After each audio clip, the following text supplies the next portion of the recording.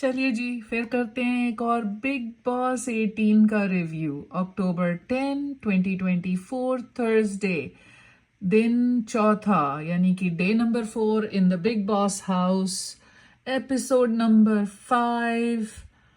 इतना पकाऊ एपिसोड इतनी जल्दी बिग बॉस में, my goodness. I honestly don't know आज क्या हुआ है। लड़ाइयों के अलावा कोई इंटरेस्टिंग लड़ाई भी नहीं हुई। Oof, it passed by in a really big blur. The only things I can remember from here, let's see, Gunaratne, is that his name? डाकू जी। डाकू जी ने गुहार लगाई, बिग बॉस जी छोड़ दीजिए, मेरे फ्रेंड बग्गा को छोड़ दीजिए। उसके अलावा खाने पीने पे थोड़ी सी लड़ाई हुई।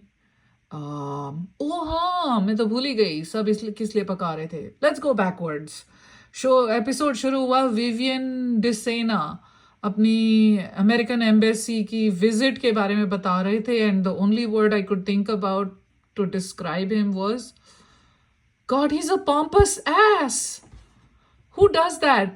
हम भी गए हुए हैं भाई अमेरिकन एम्बेसी वीजा लेने के लिए, बड़ी पोलाइटली बात की थी। एक बार गए थे, हाँ, 3-4 बार वीजा रिन्यू करवाया, पर कई बारी सिर्फ पासपोर्ट देकर काम काम चल जाता था। पर एक बार इन पर्सन भी गई थी मैं, 1998 में रहा होगा, आई एम थिंकिंग। लेकिन बड़ी पोलाइटली बात करते हैं जी वीजा ऑफिसर से, इसकी तरह बदतमीजी तो कभी की नहीं है। चलिए कोई बात नहीं, pompous as that he is. फिर पहुंचे, एक लड़ाई हो रही थी, let me think, Karanveer, Shilpa ji और वो अरफीन जी बैठे थे, and Arfeen was trying to diagnose Karanveer, and when he turned the tables on him, Arfeen was really upset कि मैं लाइफ कोच तो मैं हूं ना, तुम मुझे कैसे लाइफ के लेसन्स दे सकते हो। एंड व्हेन ही लेफ्ट, क्या बोला इतने बड़ी रूडली इस अरफीन ने, मैं बाहर होता ना मैं दिखा देता उसे, तुम्हारे पास अपने माइंड के ऊपर कंट्रोल नहीं है, तुम दूसरों को क्या लाइफ कोचिंग दोगे? तुम हस्बैंड वाइफ की जोड़ी ना एकदम नंबर के फुद्दू हो। ऋतिक रोशन को चूना लगाए क्योंकि उसके पास पैसे ज्यादा है, दिमाग कम है, इसलिए वो तुम्हें प्रॉबली मिलियंस ऑफ डॉलर्स दे रहा है अपना लाइफ कोच बनने के लिए। तुम्हें धेले भर की अकल नहीं है। यहाँ पे लोग तुमसे फ्री में सलाह नहीं लेना चाहते, और ऋतिक रोशन तुम्हें पैसे दे रहा था। इसका मतलब यही है कि ऋतिक रोशन फुद्दू है, तुम्हारी औकात है कुछ भी नहीं। उसके बाद कौन बकबक कर रहा था? मुझे लगता है गुणरत्न ने, डाकू जी ने भी कुछ ना कुछ बकवास की थी कि मैं ये हूं, मैं वो हूं। It was so boring that I couldn't even take it. The only highlight of the whole episode was, let's see, वो जो बिग बॉस जी ने सबको बिठाया और सबको संकट में डाल दिया। चाहत मैडम, अब तो आप मुझे फेक ही लगने लग गई हो, सीरियसली। अभी तक मैं आपकी साइड ले रही थी थोड़ी थोड़ी, कि शायद लड़की ऑनेस्टली थोड़ी सी नाजुक, थोड़ी सी भोली सी है। ना तो आप भोली हो और ना लाइकेबल, ना थोड़ी सी सीधी सादी। Oh my God, you are annoying. पहली बात, छम छम छम छम नहीं चाहिए, इतना बड़ा एक्सप्लेनेशन नहीं चाहिए कि आपको बाथरूम क्यों जाना था।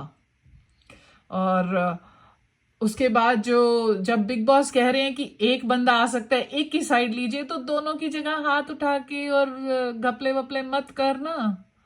चलिए वो भी हो गया। उसके बाद डाला गया, पोटेंशियली पोटेंशियली जेल की सजा सुनाई गई डाकू जी को, कि चाहत और डाकू जी जाएंगे अंदर और बग्गा जी और वायरल भाभी आ जाएंगी बाहर। पूरे 3 सेकंड के लिए दोनों खुश हो गए कि हम बाहर जा रहे हैं, हमारी सजा खत्म हुई। 3 सेकंड से ज्यादा नहीं चला। उसके बाद जो डाकू जी ने कहा है, हम अनशन करेंगे, हम क्या करेंगे, अन्न जल त्याग देंगे, ये हमारा डेमोक्रेटिक राइट है। भाई ये बिग बॉस है, डेमोक्रेसी नहीं है। इंडिया का कॉन्स्टिट्यूशन नहीं चलता, यहाँ पे बिग बॉस की मर्जी चलती है, वो जिस तरह मर्जी तुम्हें घुमा दें। उसके अलावा क्या हुआ? अल्टीमेटली एंड में यही हुआ कि उन्होंने जेल में जाने से मना कर दिया। बग्गा जी और भाभी जी बैठे रहे जेल में, और बाकी सारे रहे बाहर। उसके अलावा बैक बिचिंग हुई पूरे एपिसोड में। कोई शिल्पा जी की बुराई कर रहा था कि उन्होंने ऐसे क्यों कहा, कोई अरफीन की कर रहा था, एलिस और ईशा बैठकर पूरे घर की कर रही थी। उन लोगों को कोई काम वाम तो है नहीं। ओह बाय द वे, मुझे पता लग गया कि मैं नायरा को कैसे पहचानूंगी। नायरा इज द वन जो घर में साड़ी पहनकर घूमती है। So as long as she keeps wearing her sari, I think I'll be able to recognize her. अब मुझे ये पता लग गया है। उसके अलावा Shrutika tells the worst stories. बोलती बहुत है लेकिन काम का कुछ नहीं बोलती है। इतनी बेकार बेकार स्टोरीज सुनाती है। Madam ji, there are a ton of gynecologists who have delivered a child and then had that child deliver a baby. Yours is not special. Just know that yours is not special. मेरी first OBGYN, when I went to her, she had a wall full of babies and she was like, this is 43 years of me delivering babies. She said the oldest one of these children is now 43 years old, which means there's a very good possibility she has done it too.